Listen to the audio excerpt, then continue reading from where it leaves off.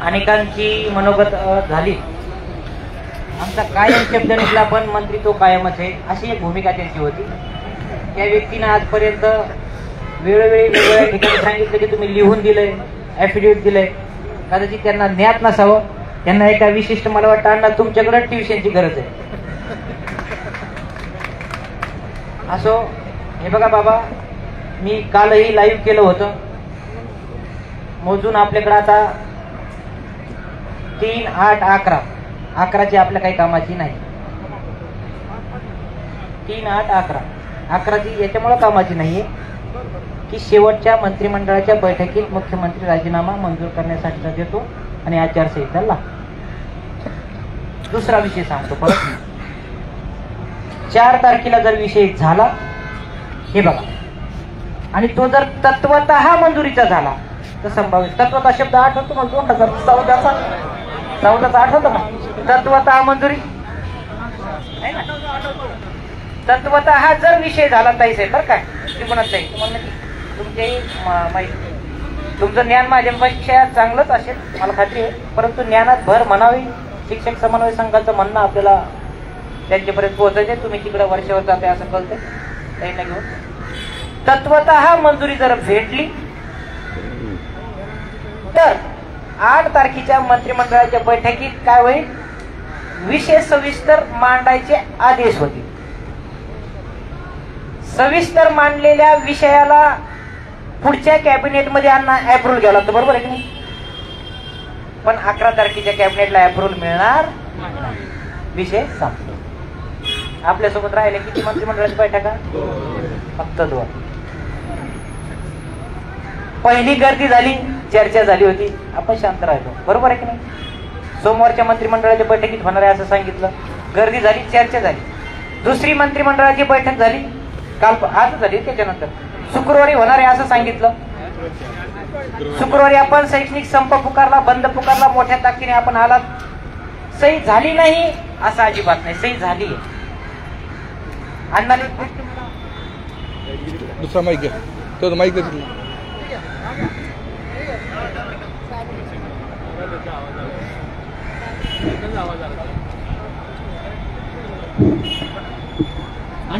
अण्णाला एक गोष्ट ज्ञात आहे चांगली. 8 जून 2022ला माननीय उद्धव साहेबांचं सरकार होतं 8 जूनला, ज्यामध्ये ती बैठक आदरणीय सुनील मगरे सरांच्या नेतृत्वात लागलेली होती. मला तारखेसह सगळं पाठ. आणि त्याच्यामध्ये 12, 15, 24 या त्रुटीतल्या शाळांचा विषय प्रामुख्याने होता. बाबा यांना आपण न्याय देऊ. 8 जूनला ती फाईल हल्ली तर 20 जूनला माननीय दादांच्या सहीसाठी केली होती. 20 जूनला फाईल नाही, 16 जूनला फाईल लपवली. मी साक्षीदार आहे, गजानन काकर साक्षीदार आहे, माननीय आसगावकर साहेब सुद्धा साक्षीदार आहे. फाईल लपवण्याचे प्रकार सांगतो. फाईल लपवली, 3 फाईली, त्याच्यातली एक फाईल कपाटात टाकून दिली गेली होती. यांनी पाहिली होती, तिचा कव्हर सहित सगळं होतं आमच्याकडे. पाठपुरावा करणारी माझी जी टीम आहे, म्हणजे समन्वय संघाची, कधी नावाला हापपलेली नाही मंडळी. पुढे येत पण नाही, माईकवर कधी दिसत पण नाही, पण फाईलचा कोथळाच काढतात. त्याची एवढ्या झेरॉक्स आणखी घरी तसंच. बाकीचा माईक खाली ठेवा. पण सांगायला एक गोष्ट सांगतो, 16 तारखेला लपवलेली फाईल, मग आम्ही 26 तारखेला एक राष्ट्रवादी काँग्रेस पक्षाचे आमदार आणि 2 काँग्रेस पक्षाचे आमदार, सरकार महाविकास आघाडीचा. अण्णा फक्त एक प्रवास सांगतो वित्तमंत्र्यांविषयी, आपल्याला आपण समजदार आहे, त्यावेळेस तुम्हाला 2 विषय चांगला ज्ञात आहे. आणि मग हे 3 आमदार घेऊन माननीय बंटी पाटील साहेबांकडे आम्ही गेलो सुरुवातीला. त्यांना सांगितलं असं असं आहे साहेब, आणि फाईल लपवली गेली आहे. ते फाईल पुढे लपवतात, काही बी सांगता. म्हणजे एक सत्ताधारी पक्षाचे आमदार, म्हणजे राष्ट्रवादीचे आमदार बी सोबत होते आमच्या सोबत. ते म्हणजे मुद्दा म्हणून आमच्या पक्षाला बदनाम करण्यासाठी तुम्ही फाईल लपवली सांगता. मला काही अडचण नाही, साहेबाला मला एक फोन करा. सांगितलं गेलं की फाईल मातोश्रीला आहे. 16 तारखेपासून सांगतच होते फाईल कुठे आहे, मातोश्रीला आहे. आम्ही तर 26ला गेलो होतो. 16 ते 26 मातोश्रीलाच फाईल असं सांगायचे. मग 26ला बी मातोश्री सांगितलं. परत दुसऱ्या दिवशी गेलो सकाळी. आम्हाला अभ्यंकर साहेबांनी त्यावेळेस खूप मदत केली. देसाई साहेबांनी स्वतः मातोश्रीला जाऊन फाईल शोधली, फाईल सापडली नाही. परत आम्ही सकाळी सुरुची गेलो, सुरुची बंगल्यावर साहेबाला सांगितलं फक्त तुम्ही एक वाक्य बोला, तुझ्या कपाटात फाईल ठेवलेली आहे, मी येऊ का काढायला, एवढंच बोला, पण एकच वाक्य बोला. हेच आमदार पुन्हा सकाळी होते. आणि आमच्या गजी भाऊला म्हणलं तुम्ही फक्त बाहेर थांबा. महोदयांनी फोन केला, तुम्ही आहेत कधी ऑफिसला? हो म्हण, मी येतो तुमच्या कपाटातली, मला फाईल पाहिजे. एवढंच वाक्य बोललं, एकाच मिनिटात फाईल निघली. आणि ती फाईल ताकदीनं मातोश्रीवर लगेच पाठवली. तेव्हा तारीख होती 27 जून. गेली माननीय जो काही ओळखी असेल त्यांना पण फाईल गेली 27 जूनला सायंकाळी मातोश्री. 28ला अचानक कॅबिनेटला फाईल आली. बघा इतका शातीर दिमाग असतो एखाद्या मंत्र्याचा. 27ला फाईल पुढे मातोश्री, फाईल मुद्दाम मागच्या तारखेत सही केलेली 26. ते कागद माझ्याकडे आणखी आहे, माननीय मुख्यमंत्र्यांनी सही केलं. हा यांना विशेष यांच्याकडे मी पाठवलं होता, असं घडलंय. जशी सही होणार की गोपनीय गोष्टी सांगायला नको, पण आता आमच्याच नरडेला आलो तर आता सांगितल्याशिवाय पर्यायच नाही, सांगावंच लागतं. फाईल लपवली. बांधवांनो 28ला सही झाली, सगळं झालं. आणि माननीय उद्धव साहेबांनी 28लाच राजीनामा दिला. माननीय उद्धव साहेबांनी जर 30ला जरी राजीनामा दिला असता तर ते 12-15 वाले 24 वाले बांधव सरळ पुढे गेले असते, अन्याय दूर झाला. आणि मग आम्ही इकडे आलो फाईल घेऊन. त्यावेळेस मग ते विरोध, ते पक्षाची बदनामी करणारे आमदार मी आमच्या सोबतच होते. मग त्यांनी प्रेशर केलं. वर्षाताईच्या बंगल्यावर गेलो आम्ही. वर्षाताईंनी आमच्यासाठी खरंच 12-1 वाजता त्यावेळेस नेमकी वंदना कृष्ण मॅडमची बदली आले. नवीन सचिव आले रणजितसिंह देवल साहेब. चला नशीब कसं फाटकं बघा, जॉईन झाले. त्यांनी त्यांना फोन केला. 30 तारखेपर्यंत चालला हा विषय, कारण दुसऱ्या दिवशी सुद्धा ती प्रक्रिया चालू होती. परंतु बघा एकदा मुख्यमंत्र्याचा राजीनामा झाला की मंत्रिमंडळाचा राजीनामा झाला, प्रशासकीय अधिकारी आपला बाप होत बसतो. सध्या त्याच प्रशासकीय कचाट्यात आपण अडकलेले आणि आपला पालक म्हणून आपण आपल्या शिक्षण मंत्र्याला ताकद देण्यासाठी इथं बसलो. या ताकदीचा वेळोवेळी मान्य शिक्षण मंत्र्यांनी वापर केला की ते बांधव बसले 10,000-7,000 पावसात भिजताय. त्यावेळेस एखादा मंत्री म्हणतो तेवढंच काम आहे का आपल्या राज्याला, दुसरी कामं नाहीच आहेत. यावेळेस माणसाला असं वाटतं 7 एक सटकवली पाहिजे. वाईट वाटतं. 45 दिवस गोरगरिबाची लेकराचं शिक्षण तुम्ही बुडवता. अख्ख्या पावसामध्ये आम्ही इथं बसलो घरदार सोडून. पण तशी जी फाईल पुढे आली तशी ही फाईल आता काय सध्या सही झाली पण लपली. आजचा पाठपुरावा अनेकांनी सांगितला, अगदी खरं आहे. विशेष म्हणजे मैदानापेक्षा पाठपुराव्याला संख्या मंत्रालयात सगळ्यात जास्त आहे. त्याच्यामुळे उद्यापासून मी सुद्धा ठरवलं पाठपुराव्याला जायचं नाही. ते जे येतील त्यांनी देऊन सांगायचं काय घडलं म्हणजे आम्हालाही कळेल. गजी भवन सुशीलाही सांगतो तुम्ही जाऊ नका. पाठपुरावा करणारे आमदार अशी हुचत घालतात याचंही वाईट वाटतं.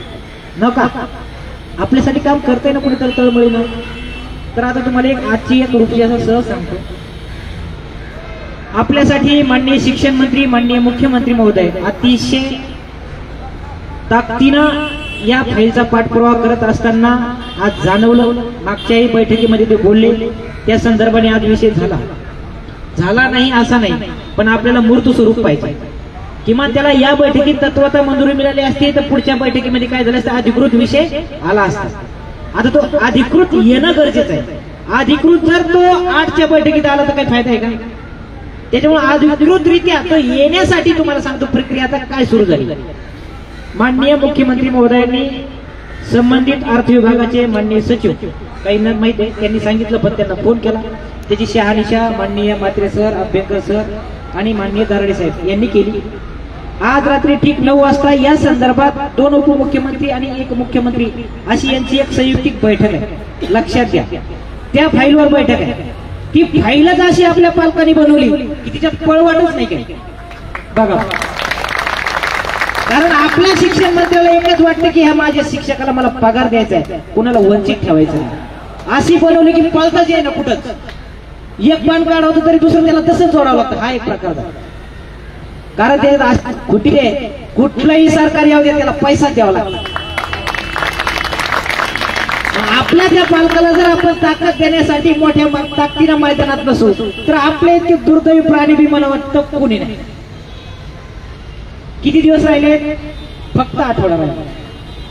9ला 11ला आचारसंहिता जाहीर होणार, 14ला आदर्श आचारसंहिता, कारण 12ला दसरा आहे, दसरा मेळाव्यामुळं, आणि त्याच्यानंतर रविवार, शनिवार आणि रविवार. त्यानंतर शिक्षक समन्वय संघ या आझाद मैदानाचं दर्शन घेईल. अपयशाचे आम्हीच भागीदार म्हणून मैदानातून आम्ही बाहेर पडू, पण लढू शकतो. आता अनेकांनी सांगितलं आक्रमक भूमिका घेतलीच नाही. काल शुक्रवारी, अरे शुक्रवारी आली म्हणून तर सही केली ना, सही झाली, पण आपल्याला काय वाटलं सही झालं तर आता यायलाच पाहिजे की नाही. परंतु लक्षात घ्या, सही केली एवढं झालं, मेसेज आला की आपल्या लोकांना वाटतं आता झालं काय, यायची गरज.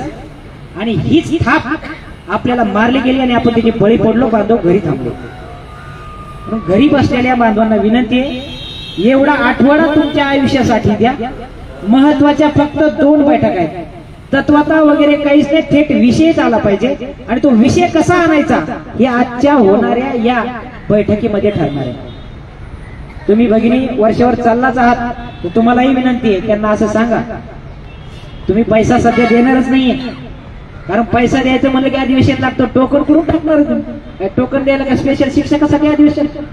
संभाव्य अनेक प्रश्नासाठी अधिवेशन घेत नाही, तर मला वाटत नाही शिक्षकासाठी कोणी अधिवेशन घेईल. त्याला टोकन द्यावं लागतं. टोकन डिसेंबरच्या अधिवेशनात सरकार कोणाचं आहे मला माहित नाही, ताई तुम्हाला नाही, कोणालाच माहित नाही. कारण मतदान करून घेणारे हे मैदानावर बसलेले शिक्षकच आहेत. याच्यातलाच 1 नंबर आहे, याच्यातला 2 नंबर आहे, याच्यातला 3 नंबर आहे. आणि सही लावायला आमच्या भगिनी असतातच एका साईड. केंद्राध्यक्ष आम्हाला सगळं कळतं. आणि एक शिक्षक काय करू शकतो ना, हे मी माझ्या गावात पण अनुभवलेलं आहे. जिल्हा परिषदच्या शिक्षकांना असं ग्रामपंचायत उलटी पालटी करून टाकतात ते. आता जे शिक्षक बोलले का काही, त्यांचे मिसेस उपसरपंच आहे. आता जे भांडून गेले तुम्हाला लक्षात घ्या. आमच्यातले अनेक शिक्षक असे आहेत की त्यांचे ग्रामपंचायत राजकारणाशी सुद्धा चांगले संबंध आहेत, काही पण करू शकतात. धमकीवाजा बोलायचं नाहीये, विषय एक आहे, फक्त न्याय मिळाला पाहिजे. आणि आम्हाला खात्री आहे, माननीय मुख्यमंत्री महोदयाने एका झटक्यात 1160 कोटी रुपये दिले. 6 फेब्रुवारीला तो खात्यात पगारही आला, शंका नाही. मग एक प्रशासकीय अधिकारी थेट असा बोलतो, आता तर टप्पा दिला, लगेच कसा टप्पा द्यायचा? अरे ही हिंमत होते कशी आपल्या सरकारमध्ये बोलण्याची, एका नोकराची अशी हिंमत का होते?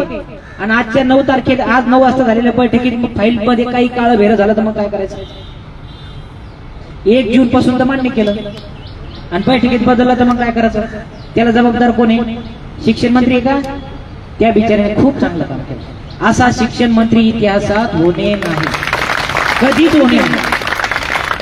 इतकी परत एक व्यक्ती, माझ्यासारखा सुद्धा व्यक्ती, तुम्हाला सांगतो हातबल केव्हा होतो, इतकं ताकदीनं आपण लढतोय तरी सुद्धा लोकांना जाणीव नाही. लोक मैदानात आज खरं असायला हवी होती, भूमिका घ्यायचं ठरलेलं होतं, आज ठरलेलं होतं, पण इतक्या याच्यात नाही होत.